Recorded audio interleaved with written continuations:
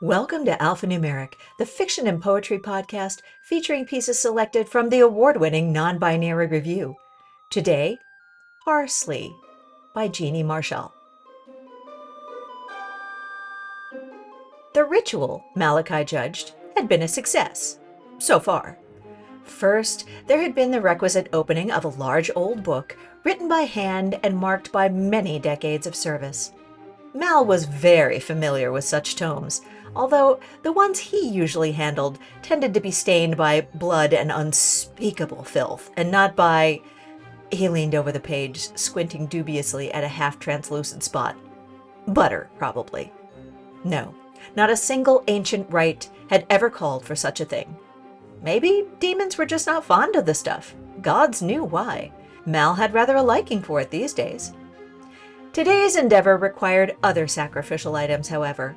Half a dozen eggs were, for the moment, breathing their last in boiling water, bobbing a staccato rhythm against the metal of their pot.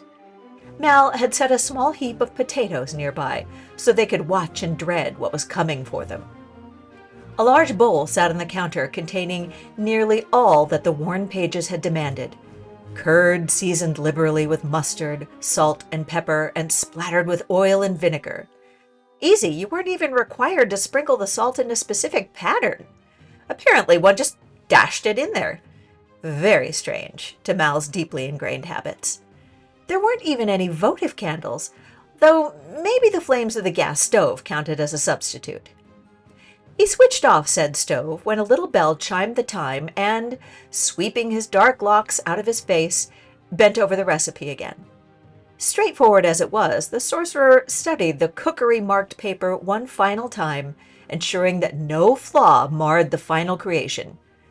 No, he judged. All that was left for him was to get the final, the most vital, chopped ingredient. Malachi turned and strode across the living room to the solid front door, flinging it open. First, you set the scene, draw the protective circles, read the incantations. The garden, already wondrously alive in the balm of a spring day, stuttered to a halt as he stepped past the threshold. Birds fell silent, wild bees ceased their buzzing. Even the wind stilled, and the first gentle leaves forgot to rustle. A multitude of just blooming, just budding hedges, shrubs, perennials, and trees, none of which Mal could name even if he could appreciate them, stiffened more than anything green and verdant had any right to do. A supple pressure formed in the air and pushed against Mal's skin. He stopped on the gravel path, feeling scores of tiny eyes and multitudes of little wills, bristling as one awareness. When everyone eventually resumed their work, it was with the slow watchfulness of a pack of vendors at their market stalls, daring a petty thief to try their patience. And then you negotiate. All right, I know you don't like me, but I know you are ridiculously fond of Bass and protective of Rian, and who could blame you? Fact is, we need to get this done before they return home. Cooperate. Silence, if the din of a rural morning could be called that.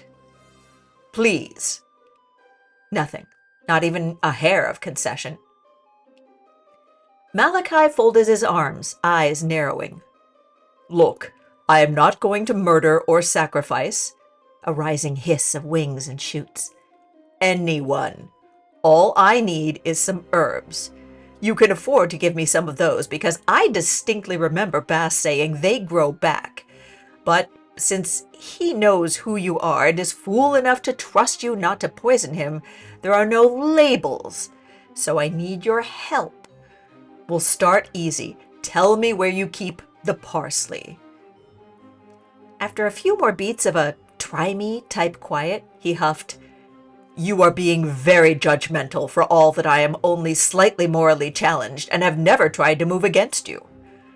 A fist-sized bird chose this moment to swoop from a tree, shooting straight past Malachi's head with an angry squawk and diving into the safety of a flower-spangled bush. The sorcerer glared after it, then at the assortment of uncooperative greenery, and threw his arms wide. Really? Really? Again, only the silence of weary industriousness answered him. He turned in a slow circle, directing his questions outward. Cress? Chives? Chervil? No? Stubborn silence. Salad burnet. Borage. A breath. Sorrel.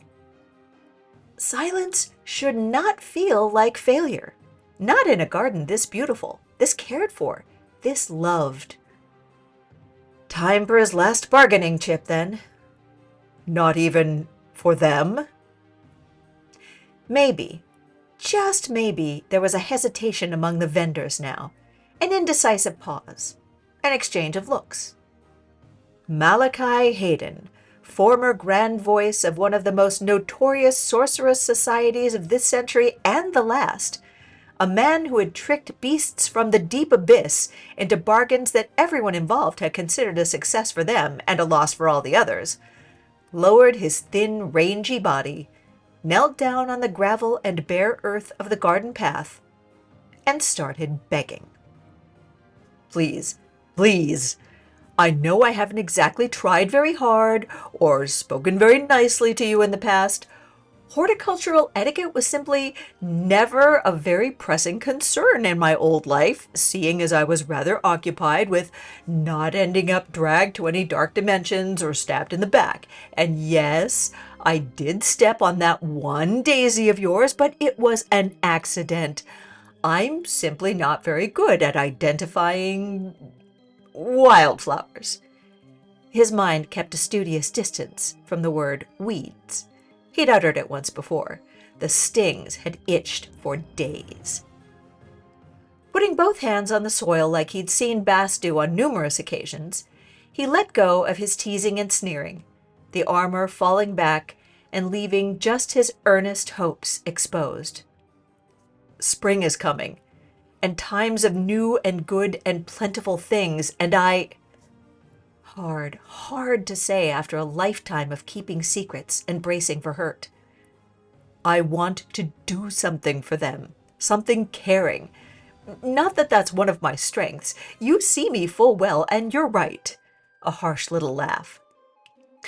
I'm not warm or kind, and mostly I'm a bastard who's done many things that deserve your suspicion, but that doesn't mean I don't care. For them. That doesn't mean I don't want to learn how. He breathed the fresh, clean air of this place full of life, feeling the echo of the druid who tended to it with a devotion that still took Mal's heart every time he saw it in Bass's eyes, this place that sung a melody for Rian's magic-filled fingertips and danced with joyful magic whenever the arcanist came strolling through the gate after another exhausting case, came home to them. Some people connected so easily. All Mal had was his stubborn tendency to see a plan through at any cost, by any means necessary, and this time he'd use it for something worthwhile, even if that meant saying the truth. I'm not very good at many things, but I am lethally good at following instructions in a book to the letter, and those say I need herbs to make this meal, and I'd be really, truly obliged if you might do me the great favor of helping me with this, because I know you love them just as much as I. A sagging of Mal's shoulders as he lifted his hands from the ground and wiped off a few stray pieces of grit. There, that's my case. That's as good and fluffy as it gets. Now, might you not please give me those herbs, because I'd really rather say, Sauce Frankfurt fresh from this land at the very heart of Europe, instead of eggy beige goo with plain potatoes and a happy equinox to you, my darlings. What a mouth-watering prospect.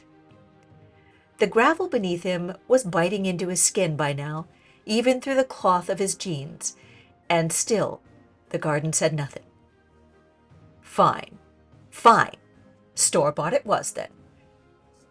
Little as the final offering would seem worthy of the name, Malachi, resigned and scoffing and feeling rather a fool, jerked to his feet and noticed that the subtle pressure that had been keeping him on the path had relented. To his left, a short, frilly plant shook.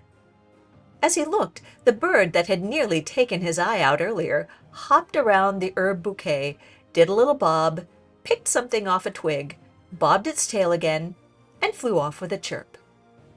Mal squinted at the small sprouting of frills as they rustled again, bird or no. Could be a taunt.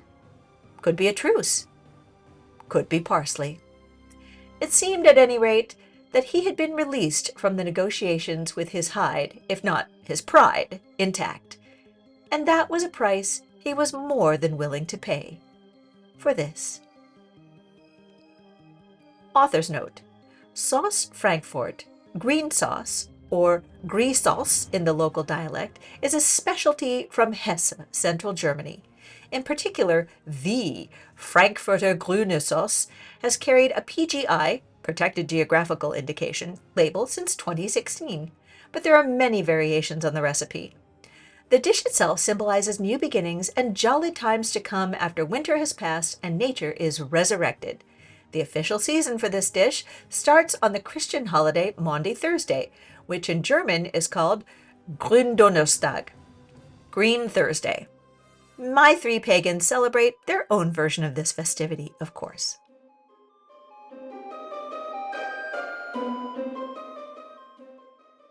This has been Parsley by Jeannie Marshall, read for you by Lee Quintana.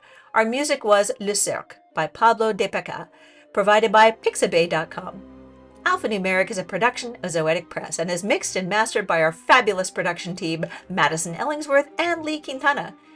You've only got a couple more days left to pre-order NonBinary Review Issue 38 Rituals and get 20% off. The issue drops the 1st of December. And get excited for Heathen Tide Orphans, our year-end hard copy only anthology available only on Amazon. If you love us as much as we love you, please support us by giving us a rating and leaving us a swell review on your favorite podcast app. We'd appreciate it more than I love Parsley. And I really, really love Parsley. You should also subscribe so you don't miss a single episode. Non-Binary Review, because humans are hardwired to tell stories.